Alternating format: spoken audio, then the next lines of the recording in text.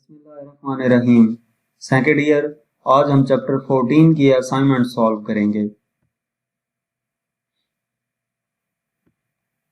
मजीद videos के लिए आप हमारा चैनल सब्सक्राइब करें। फर्स्ट असाइनमेंट है हमारे पास, in the initial state the magnetic flux is changed by 5 weber in 2 second on the coil with 20 loops. के इनिशियल स्टेट पे जो मैग्नेटिक फ्लक्स है वो चेंज करता है 5 वेबर को 2 सेकंड्स में कॉइल पे, और कॉइल की लूप्स कितने हैं? 20 लूप्स हैं। इसी तरह फाइनल स्टेट में सेम फ्लक्स चेंज करता है, यानी कि ये जो फ्लक्स गिवन है 5 वेबर का, यही फ्लक्स चेंज होता है 8 सेकंड्स में, और हमने रेशो बतानी है इनिशियल इंड्यूस्ड ईएमएफ की फाइनल इंड्यूस्ड ईएमएफ के साथ। तो हम इसका डाटा नोट करते हैं। डाटा में क्या कहा गया है? Magnetic flux is changed by 5 weber. ये जो मैग्नेटिक फ्लक्स है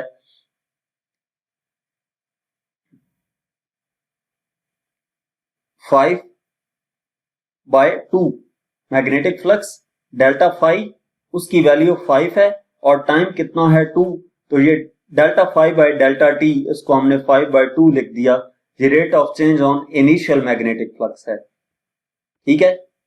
और rate of change of final magnetic flux कितना है? उन्होंने कहा था कि सेम फ्लक्स चेंज के साथ, सेम फ्लक्स से मुराद 5, डेल्टा फाई की वैल्यू 5 और टाइम कितना 8 सेकंड कहा था, तो ये 8।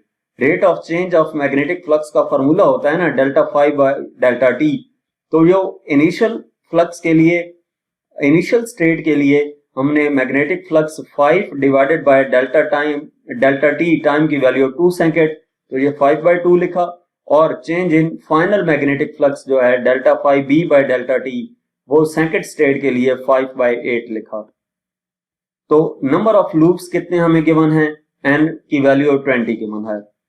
और कहा क्या गया है कि रेशो हमने कैलकुलेट करनी है ईएमएफ, इनिशियली इंड्यूस्ड ईएमएफ से फाइनल इंड्यूस्ड ईएमएफ की रेशियो, तो E1/E2 कैलकुलेट करना है। तो इसका सोल्यूशन हम देखेंगे कि हमारे पास जो फार्मूला है E इक्वल होता है n del phi by del T के, तो E1 के लिए n del phi B by delta T 1 आ गया, और E2 के लिए n del phi by del T 2 आ गया। n से कैंसिल हो गया, तो ये del phi by del T divided by del phi by del T 1 और 2 आ गया। 1 की जो वैल्यू है ये 5/2 है, और 2 की जो वैल्यू है वो 5/8 है। तो इसको सिंप्लीफाई करें, ये 8/2 हो जाता है, यानी कि 5/1/2 इक्वल आ जाएगा 4/1 के। तो ये रेशो हमारे पास आ जाती है जो हमने कैलकुलेट करनी है। नेक्स्ट सेकंड असाइनमेंट है, the current flowing in the first coil changes from 2 ampere to 10 ampere in 0.4 second. Current जो कॉइल में चेंज हो रहा है वो 2 एम्पेयर से 10 एम्पेयर तक चेंज होता है 0.4 सेकंड्स में। Find the mutual inductance between two coils of an EMF of 60 millivolt is induced in the second coil.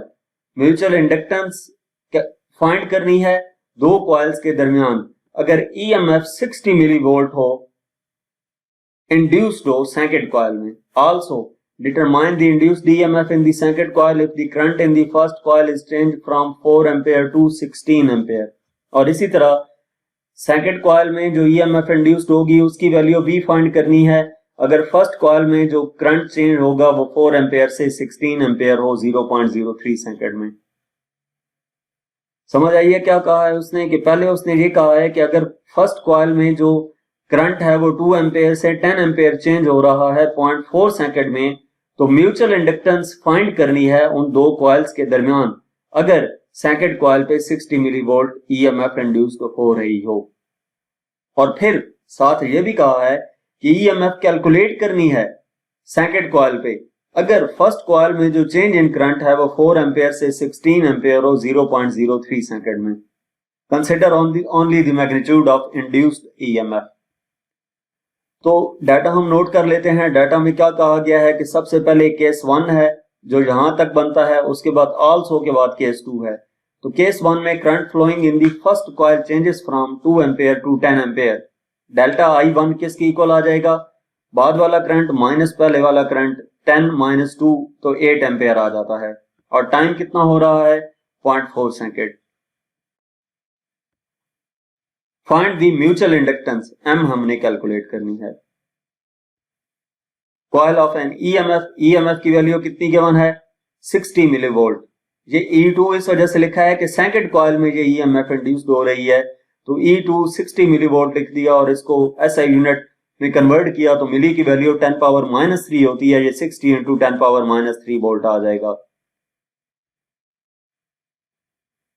Case 2 हमारे पास क्या है, also determine the induced EMF in the secondary coil, यानी कि इसमें हमने E2 कैलकुलेट करनी है। चेंज फ्रॉम, जो करंट चेंज हो रहा है डेल्टा I2 16 -4, तो ये हमारे पास 12 एम्पेयर आ गया और ये कितने टाइम में हो रहा है 0.03 सेकंड में, तो डेल्टा T की वैल्यू 0.03 सेकंड लिखती।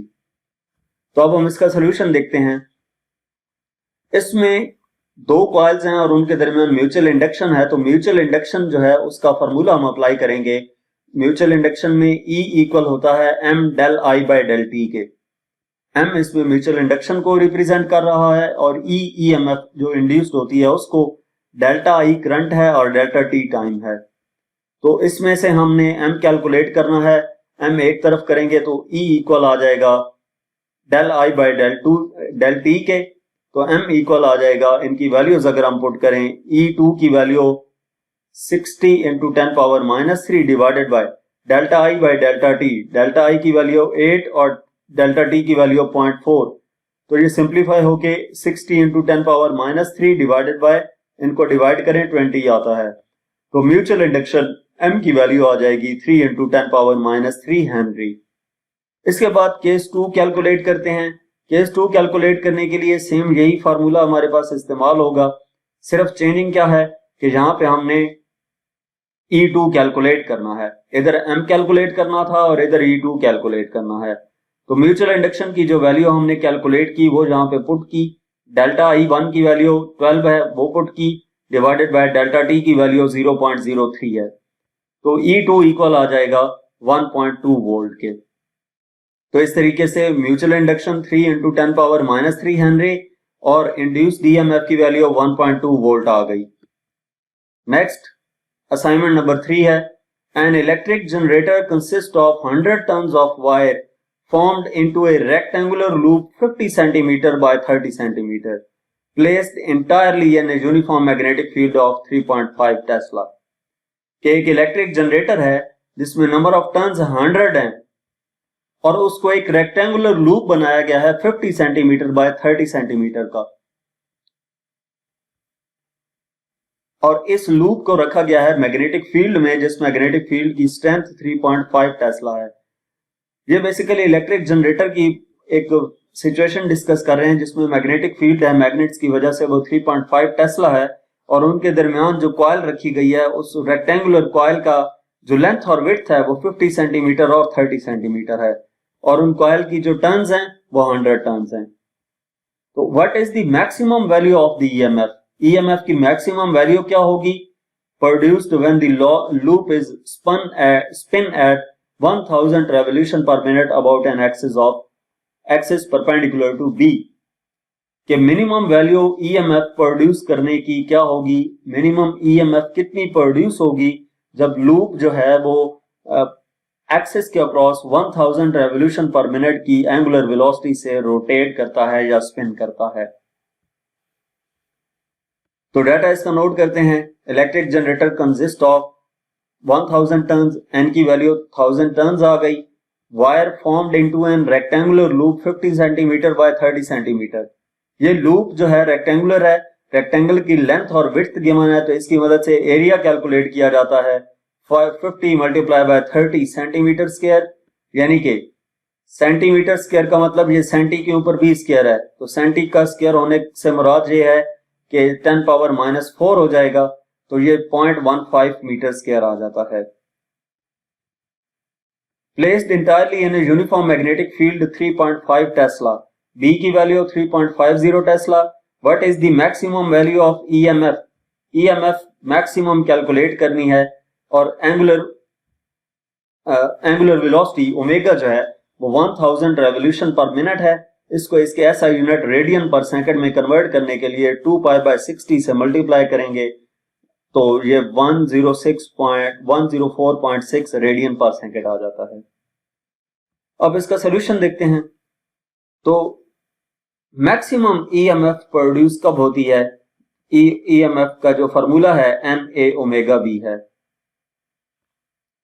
ये तमाम वैल्यूज हमारे पास मौजूद हैं डाटा में। n की वैल्यू 1000 गिवन है, 100 n की वैल्यू 100 गिवन है, a की वैल्यू एरिया 0.15 हमने निकाली, ओमेगा की वैल्यू हमारे पास है 104.6 और मैग्नेटिक फील्ड B की वैल्यू 3.50 गिवन है। इनको मल्टीप्लाई करेंगे तो E मैक्सिमम हमारे पास आ जाता है 5491 वोल्ट। तो यहां तक इस चैप्टर की असाइनमेंट्स थी। मजीद किसी भी चैप्टर की एक्सरसाइज का सलूशन देखने के लिए आप हमारा चैनल विजिट कर सकते हैं। और इसके अलावा अगर आप किसी भी सब्जेक्ट की ऑनलाइन या होम ट्यूशन पढ़ना चाहते हैं तो व्हाट्सएप पे कांटेक्ट कर सकते हैं। Thank you.